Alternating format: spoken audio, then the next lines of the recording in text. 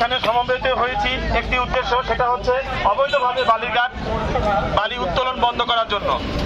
বিগত 15 বছর যাবৎ এই ফ্যাসিস্ট সরকার আওয়ামী লীগ যেভাবে এই ড্রাম গাড়ি এবং বালি উত্তোলন করে গেছেন, আমরা যখনই এই বালি উত্তোলনের জন্য বাধা দিতে গেছি তখনই আমাদের উপরে হামলা গুমের হুমকি দেওয়া হয়েছে।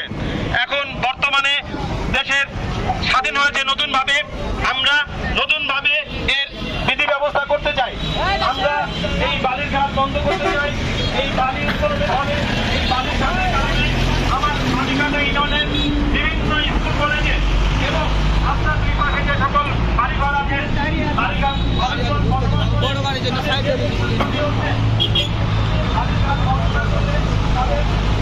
প্রতিফলন করা আসলে সম্ভব না। এছাড়া আমাদের যে গ্রামের বাঁধ দেওয়া আছে, এই বাঁধের উপর দিয়ে বালি উত্তোলন করার রাস্তা তৈরি করা হয়েছে। এই রাস্তার কারণে নদীর গতিপথ পরিবর্তন হয়ে যাচ্ছে। তাছাড়া দুই পাশের যে খাবারের হোটেলগুলো আছে, প্রতিনিয়ত এই খাবারের হোটেলগুলোতে বালি পড়ে খাবার নষ্ট হয়ে যায়।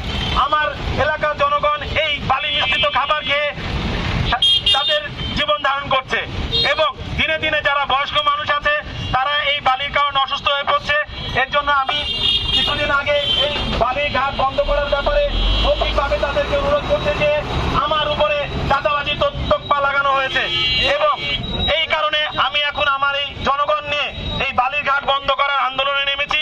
আশা করি এই গোদাগাড়ির আশেপাশে যারা ভুক্তভোগী আছেন তারাও আমাদেরকে সহযোগিতা করবেন এবং অতি শীঘ্রই আমি আমার ইউনো স্যারকে অনুরোধ করব, এছাড়া যারা সংশ্লিষ্ট উদ্বোধন কর্তৃপক্ষ আছেন সকলকে অনুরোধ করব তিনি জানি অবিলম্বে এই ঘাট বন্ধ করার উদ্যোগ নেন।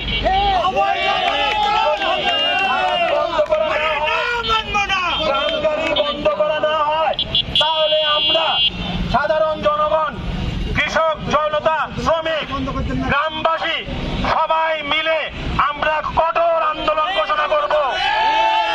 আমরা কোনো বালির ট্রাক চলতে দেব না। আমরা মাটিকাটা ইউনিয়নের কোনো ঘাট থেকে বালি উত্তোলন করতে দিব না। আমরা যখন বন্ধ করতে গেছি আমাদেরকে চাঁদাবাজ বলা হচ্ছে।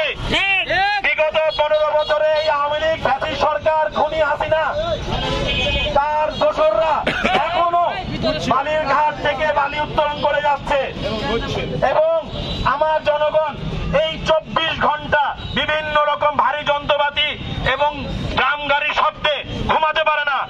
স্কুল কলেজের কোমলমতি ছাত্ররা ঠিক মতো স্কুলে যেতে পারে না, তারা রাস্তা পার হতে ভয় পায়।